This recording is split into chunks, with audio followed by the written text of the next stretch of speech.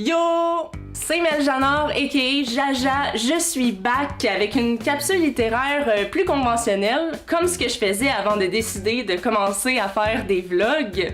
Si on s'est rencontrés dernièrement dans un atelier, une école, une bibliothèque, un salon du livre, laissez-moi savoir en commentaire, ça va me faire vraiment plaisir de vous replacer puis de savoir que vous me suivez ici. Si vous tombez sur une de mes vidéos pour la première fois, ben moi je parle de littérature, surtout québécoise, sur YouTube. Si c'est quelque chose qui vous intéresse, je vous invite à vous abonner à ma chaîne, mais surtout à cliquer sur la petite cloche qui est quelque part dans l'écran.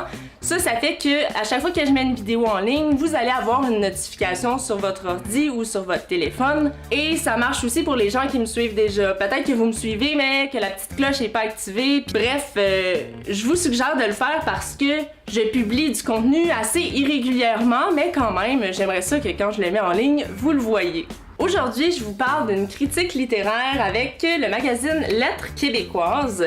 Ça, c'est la dernière édition avec un dossier sur la poésie québécoise, mais moi, je vais m'intéresser plus au dossier de critiques littéraires qui se trouve dans chaque numéro. On a des critiques sur des romans, de la poésie, des essais. Moi, je vais m'intéresser à la bande dessinée aujourd'hui. Parce qu'aujourd'hui, je vous présente un livre dont je pensais pas nécessairement avoir le goût de vous parler en vidéo. Je vais me justifier un peu plus tard, vous expliquer qu'est-ce que je veux dire par là. C'est Yves, fidèle à lui-même, une bande dessinée qui est écrite par Alexandre Simard, illustrée par Luc Bossé et publiée chez les éditions Pawpaw. Ok, on va régler ça tout de suite en partant. Pourquoi je pensais pas nécessairement avoir le goût de vous parler de Yves, fidèle à lui-même? Ben, c'est parce que je pensais que j'allais trouver ça correct, sans plus, sans nécessairement avoir quelque chose à rajouter. Il faut dire que mes attentes étaient basées sur quelque chose. Yves, fidèle à lui-même, c'est la suite de Yves le Roi de la Cruz, qui avait été un des premiers titres publiés chez Pawpaw. Puis, bon, Yves le Roi de la Cruz, c'est un gars un petit peu maladroit qui est poche pour cruiser. Tu sais, j'avais certainement souri en lisant quelques passages de ça, mais ça m'avait pas bouleversé, ça m'avait pas marqué. Fait que, est-ce que ça allait être juste genre Yves qui soque pour cruiser version 2018? Puis à un moment donné, dans un événement, j'ai croisé Luc Bossé, qui est l'éditeur de Pawpaw, mais aussi le dessinateur, qui m'a donné mon service de presse. Je suis arrivée chez nous, et là, je voulais voir si mes peurs se confirmaient. Et c'était pas vraiment ça. Donc j'ai été agréablement surprise, puis je l'ai surtout lu d'une shot. J'ai vraiment eu du fun à lire ça, j'ai ri à plusieurs reprises de vive voix, j'ai ri de façon sonore. Donc, par contre, je mentirais si je disais que j'avais jamais sourcillé. Fait que là, je me disais, ok, tu pensais que c'était ça que c'était, mais c'était pas ça que c'était. Bam! Ça fait une bonne idée, une bonne trame pour une vidéo. Mais c'est pas tout. La semaine passée, ou v'là 2 semaines, j'ai reçu mon magazine Lettres québécoises. Et là, qu'est-ce que je vois pas en allant dans la section des critiques? Une critique de Yves fidèle à lui-même. Fait que là, je me suis dit, ok. En fait, j'ai articulé ce que j'avais à dire sans lire cette critique-là. Et après ça, je l'ai lu, puis j'ai souligné quelques passages. Fait que qu'est-ce que je vais faire aujourd'hui, là? C'est que je vais faire semblant que je discute avec François Cloutier, celui qui a écrit cette critique-là, mais toute seule dans mon salon. Puis ben, vous autres, vous allez regarder ça. Ah ouais, hein, c'est quand même important, mais j'ai oublié de mentionner que dans la critique de Lettres québécoises, on donnait juste 2 étoiles. Puis moi, en voyant ça, je me suis dit, ah ouais, moi j'aurais peut-être donné 3 étoiles. Après ça, je me suis rappelé, non, j'haïs ça les fucking étoiles. Donc pour en revenir à Yves, vous mettre en contexte un petit peu, c'est quoi le scénario? Ben, Yves est maintenant en couple, relativement steady, là, à ce qu'on comprend, parce qu'il emménage avec Daniel. On voit qu'il est pas trop sûr, tu sais. Mais Yves est jamais vraiment trop sûr. Yves, c'est genre... François Cloutier, dans Lettres québécoises, nous dit « Le cliché du gars débonnaire qui subit sa vie plutôt que de la vivre. » Puis là, comme ce gars-là vient d'emménager avec sa blonde, il a l'impression que toutes les filles qui lui adressent la parole le crousent. Et je souligne vraiment l'impression que... Puis ça, c'est jamais abordé dans la critique de lettres québécoises. Tu sais, c'est une perception que moi j'ai eue.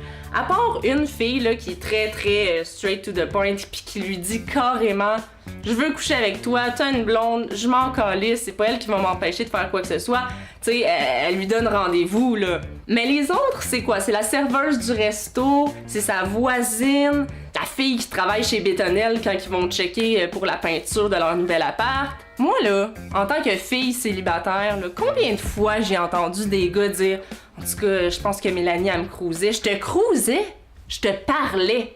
Puis oui, ça m'arrive d'être sympathique avec les gens des fois, là. C'est pas parce que je te parle amicalement, aimablement que je te crouse. Moi, je pense que c'est un petit peu de l'ordre du fantasme, ou plutôt du fait de...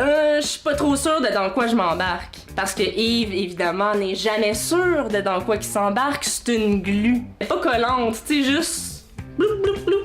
Fait que là, je me disais, est-ce que justement c'est ça? Est-ce qu'il voit tout ça autour de lui parce que il est pas sûr de vouloir s'engager? Alors là, il s'imagine vraiment plein d'autres opportunités. Évidemment, son ami Michel, qui est le personnage un peu douchy, là, je veux dire, c'est un dude, là, c'est son ami célibataire qui dit, vu que t'es en couple et que t'es heureux, tu dégages des phéromones, ça attire les femmes, je sais pas trop si c'est un parfum ou une hormone, mais pareil que ça marche. Fait que moi, c'est un point de vue qui est pas du tout abordé dans la critique, qui me pousse à me demander, ben là, c'est-tu moi qui invente ça? C'est-tu moi qui interprète trop, qui pousse trop? Parce que ça, on sait jamais, là, à part d'aller voir l'auteur puis de lui demander clairement qu'est-ce que tu voulais faire avec ça.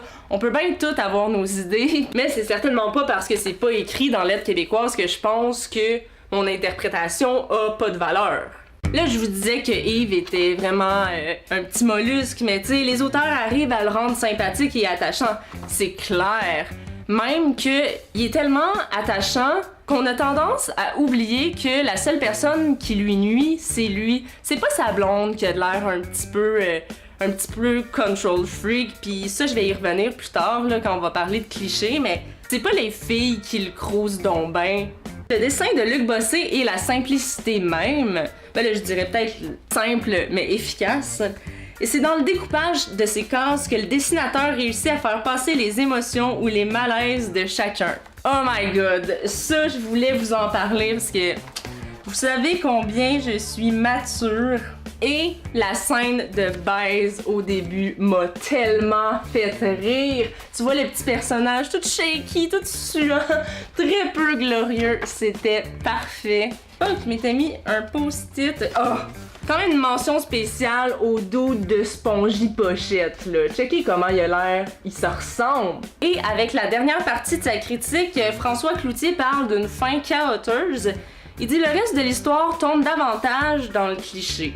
Ouais, ben c'est certain qu'avec un thème comme ça, tu sais, il y a des clichés hétéronormatifs qui reviennent. Moi, j'ai essayé de prendre ça à la légère, peut-être trop. Tu sais, justement, quand je me dis qu'il capote pis qu'il pense que toutes les filles le crousent, est-ce que c'est vrai? Ah, et François Cloutier parle aussi des planches qui apportent pas grand-chose, là, du party de pendaison de crémaillère, pis là, t'as Michel qui arrive, mais son ex est là, pis là, il est sous, pis là, il dit qu'il l'aime encore. J'avoue que quand j'ai lu la critique, je me rappelais plus de ces pages-là dans le livre, fait que ça doit être vrai que ça apporte pas grand-chose. Mais je suis retombée sur des pages qui m'ont gossé un peu, tu sais, l'ex à Michel, le dude. Elle va dire à Eva, mais toi t'es tellement un bon gars, évidemment elle est drunk, puis elle va essayer de le frencher. J'étais comme non. Heureusement, certains passages ajoutent à la complexité des personnages. Pensons ici au moment où Yves demande la permission à Daniel de sortir dans un bar avec Michel. J'avoue qu'au début, ça m'a brusqué un peu en me disant bon, on va encore présenter la fille comme une control freak. Mais tu sais, le gars, il a juste à pas y demander puis à sortir avec son ami. Daniel, elle va y répondre ouais, mais là, c'est niaiseux, on travaille demain, tu vas être scrap, tu vas haïr ta journée. Puis il le sait, là, on le sait tout, on dirait qu'il avait juste besoin de se faire dire ça. En même temps, on en connaît du monde qui demande à leur chum puis à leur blonde s'ils ont le droit d'aller souper quelque part un mardi soir. Fait que oui, il y avait une espèce de mise en scène encore de la blonde castrante qui décide ce que son chum fait, mais c'est de la faute à Yves. D'ailleurs, moi, un bout qui m'avait plus marqué, c'est quand ils sont en train de choisir la peinture, justement. Puis Yves va dire quelque chose comme « Ah, mais ma blonde voulait choisir les couleurs, moi j'ai pas le droit de choisir. » Mais c'est pas vrai, là! Sa blonde s'en vient et dire « Ah ouais, tu voulais choisir les couleurs? » Ben oui, il avait pas dit parce qu'il dit rien. Ce qui nous amène à constater qu'il est dommage que les personnages féminins soient campés dans des rôles préétablis. Moi, est-ce que j'ai eu une lecture trop féministe en m'imaginant que c'était pas nécessairement ça puis que c'était plutôt Eve qui était le personnage faible? Ou au contraire, est-ce que je suis comme en train de pas être féministe pantoute en essayant de justifier des clichés? Tu sais, oui, la critique littéraire, ça nous fait réfléchir, ça nous fait remettre en doute certaines choses, comme ce que je viens de vous dire. Mais faut juste quand même jamais oublier que ça reste toujours bien la vie d'une personne.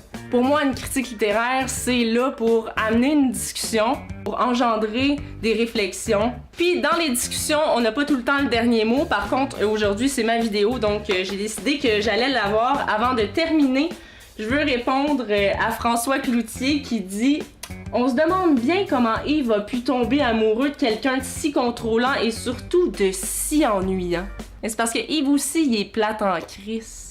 En terminant, si vous avez apprécié ma vidéo, pour m'aider, n'hésitez pas à la liker, à la partager, surtout à me laisser des commentaires, c'est vraiment ce que j'aime le plus, de discuter avec vous. On se revoit dans une prochaine vidéo, je sais pas quand, mais si vous aimez ce que je fais, n'hésitez pas à vous abonner à mes autres réseaux sociaux, je vais mettre les liens dans la barre d'infos, surtout à mon compte Instagram où je suis active pas mal chaque jour.